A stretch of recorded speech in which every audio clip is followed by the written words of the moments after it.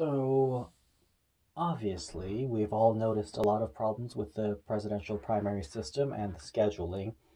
The state of Iowa gets to vote first, and then the state of New Hampshire, a very tiny state, gets to vote second, and then Nevada, and then South Carolina, and then Super Tuesday. And the scheduling system doesn't really reflect what people actually want, and it doesn't really give everyone an equal opportunity to voice their opinions.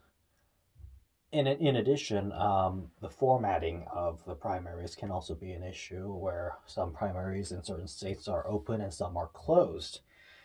And that's quite the cause for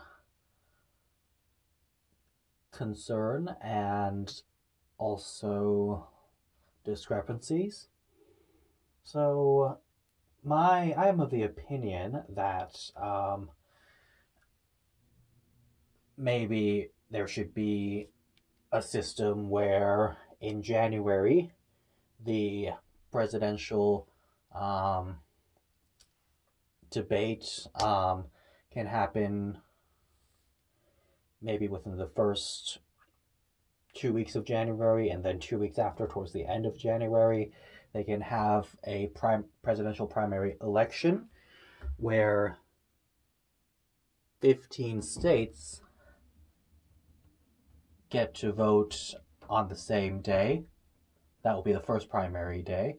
So Arizona, Georgia, California, South Carolina, Texas, North Dakota, and so on and so forth. So 15 states vote on that day. And then after that election is over, a lot of people across a lot of states will have gotten the opportunity to vote and voice their perspective.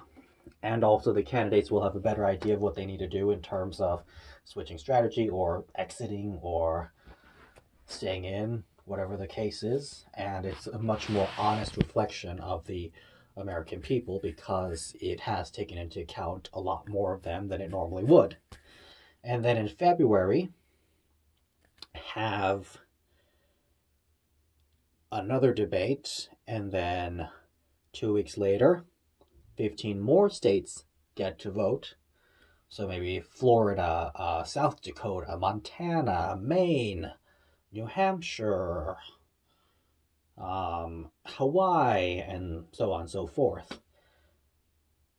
And then by the end of that election day, 30 states will have voted. 30 out of 50 states will have voted.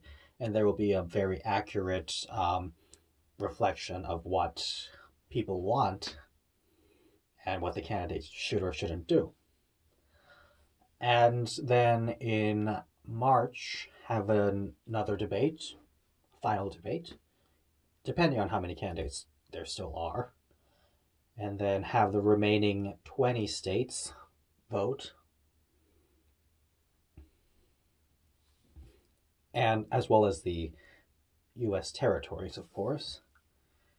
And then that will be the end, and delegates will be awarded, and it will be certain who the nominee is, or the delegate system is probably something else to work out later, but that is my idea of how the presidential primary should work. Now, this is a statement for all primaries. All primaries should be open primaries. There shouldn't be closed primaries. Just because you don't have a political party affiliation doesn't mean you shouldn't be able to vote for who advances to the general election. If you're an independent, but you like the candidate from the Democratic Party who wants to do universal health care and universal basic income and end the wars, or maybe you're an independent and you like the more neoliberal Democrat who wants to give Wall Street bailouts and preserve the status quo and keep the wars, or maybe you're an independent and you like the Republican who likes the wars and wants to do tax cuts for the rich.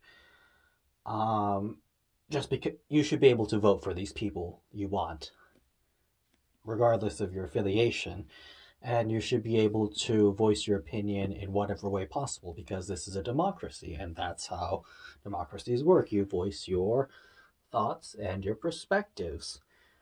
And the simple idea of a political affiliation, official party registration, should not affect your ability to vote in a primary. It's just not right to do that. Everyone should be able to vote in a primary for whoever they want, wherever they want, and that is very important.